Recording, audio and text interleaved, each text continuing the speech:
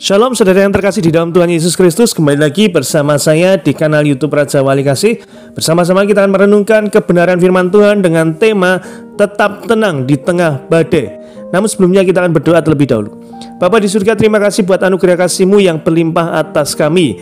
Bila sebentar kami tidak membaca, mendengarkan, merenungkan serta melakukan apa yang menjadi firman-Mu, Engkau yang mengurapi setiap kami. Kami percaya firman-Mu ya dan amin. Firman-Mu pelita bagi kaki kami dan terang bagi jalan kami. Sampaikan apa yang menjadi firman-Mu dan kami siap untuk menerimanya dalam berkat nama Tuhan kami Yesus Kristus. Haleluya, amin. Pembacaan firman Tuhan terambil dari kitab Markus 4 ayat 35 sampai 41. Markus 4 ayat yang ke-35 sampai 41. Demikian firman Tuhan. Pada hari itu, waktu hari sudah petang, Yesus berkata kepada mereka, "Marilah kita bertolak ke seberang." Mereka meninggalkan orang banyak itu, lalu bertolak dan membawa Yesus beserta dengan mereka ke dalam perahu di mana Yesus telah duduk, dan perahu-perahu lain juga menyertai Dia. Lalu mengamuklah taufan yang sangat dahsyat, dan ombak menyembur masuk ke dalam perahu, sehingga perahu itu mulai penuh dengan air. Pada waktu itu Yesus sedang tidur di buritan di sebuah tilam.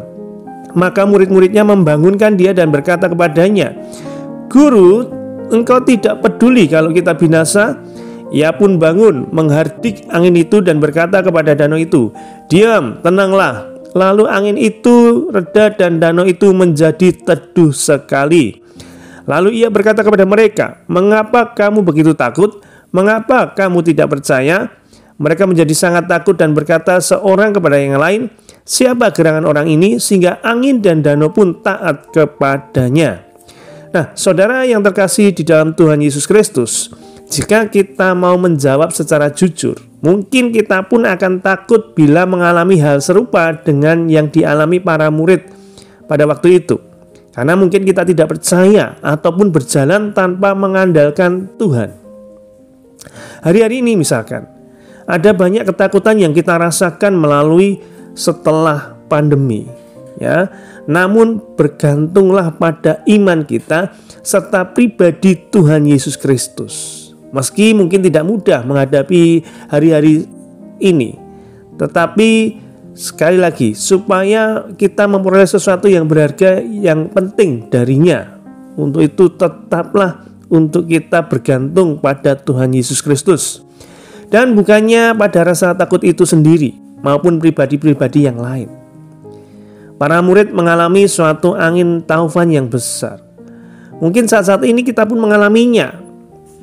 Dalam pekerjaan kita, dalam sekolah kita, dalam keuangan kita, dalam kesehatan kita. Namun firman Tuhan yang kita terima, janganlah biarkan berlalu sia-sia. Tuhan mengasihi saudara dan saya, karena Alkitab menyatakannya. Sayangnya seringkali kita bertumpu pada pribadi maupun hal-hal lain. Karena itu mari kita sama-sama berubah dalam cara melayani, beribadah, memuji dan menyembah Dia.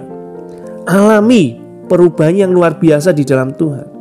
Jangan lagi kita main-main ketika kita datang ke hadirat-Nya, tetapi marilah kita mempersiapkan hati untuk Dia.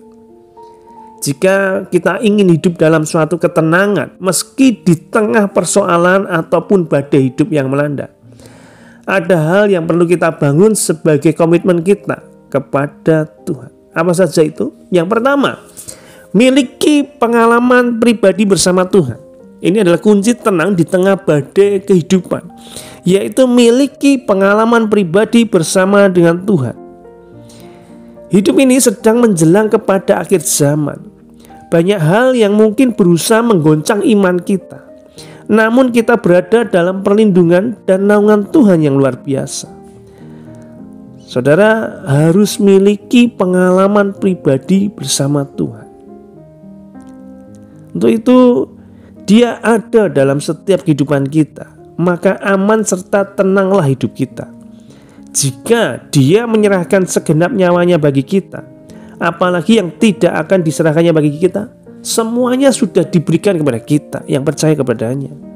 Maka bersyukurlah kita memiliki Allah yang seperti Dia. Karena itu masalah apapun yang kita alami, anggaplah sebagai pengalaman pribadi untuk lebih dekat dengan Tuhan.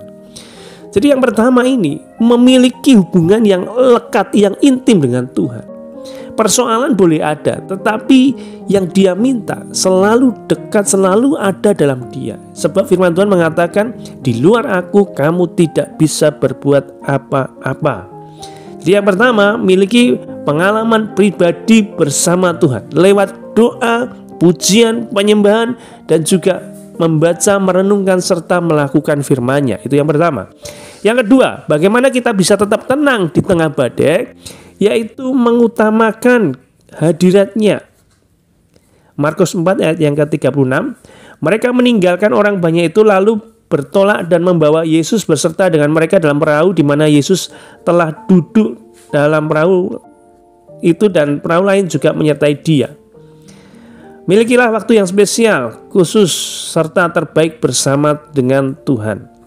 Sebab ada waktunya untuk kita bisa sekedar berdua dengan Tuhan. Artinya waktu yang istimewa dengan Tuhan.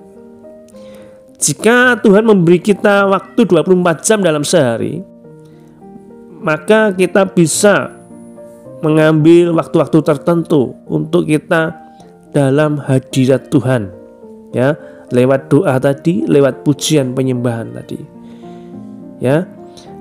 Karena itu hampirilah Dia secara pribadi, pisahkan diri dari urusan-urusan dunia. Seperti tadi perahu itu meninggalkan orang banyak, artinya dalam hadirat Tuhan, dengan Tuhan, bersama dengan Tuhan secara pribadi. Jadi kalau yang pertama tadi berbicara tentang pengalaman pribadi bersama dengan Tuhan, yang kedua ini juga tentang hubungan yang pribadi dengan Tuhan. Kita memisahkan diri dari urusan-urusan dunia, ya, yang selama 24 jam ini, dari pekerjaan-pekerjaan kita, kesibukan kita, ada waktu khusus bagi Tuhan. Itu yang harus kita lakukan untuk tetap tenang di tengah badai persoalan kehidupan ini, ya. Seperti Mazmur, ya, terkadang ada kata sela atau sela, itu menunjukkan adalah waktu istirahat. Bukan sekedar fisik seperti tidur, melainkan lebih pada menikmati Allah serta hadirat-Nya. Apapun badai besar yang kita hadapi, tidak akan terlalu penting ataupun berarti apabila kita menyadari sepenuhnya bahwa kita mempunyai Allah yang lebih besar dalam hidupan kita. Jadi yang pertama, memiliki pengalaman pribadi dengan Tuhan. Yang kedua, mengutamakan hadirat-Nya adalah kunci bagaimana kita tetap tenang meskipun menghadapi badai kehidupan ini. Tuhan Yesus memberkati. Terima kasih Tuhan buat anugerah kasih-Mu yang begitu luar biasa dalam kehidupan kami. Kami merenungkan bagaimana untuk tetap tenang di tengah badai kehidupan yang menerpa kami, Tuhan. Permasalahan boleh ada, Tuhan, tetapi bagaimana respon kami dalam hadirat-Mu, Tuhan. Bagaimana kami bersama dengan Engkau, Tuhan. Sebab di luar Tuhan kami tidak bisa berbuat apa-apa, Tuhan. Berkati, urapi setiap kami yang saat ini sedang mengalami pergumulan badai kehidupan, di kesehatan kami, di keuangan kami, di pelayanan kami, di pekerjaan kami, dalam segala aspek kehidupan kami. Dalam nama Tuhan Yesus, kami katakan badai persoalan tersebut tenang, dan kami percaya jalan keluar, kemenangan, lepas kemenangan itu Tuhan sudah berikan setiap kami yang mengasihi Tuhan, yang memiliki hubungan pribadi dengan Tuhan, yang mendahulukan terlebih dahulu waktu-waktu yang bersama Tuhan, mencari terlebih dahulu kerajaan Allah dan kebenarannya, maka semuanya akan ditambahkan dalam kehidupan kami. Terima kasih Tuhan Yesus, haleluya, amin.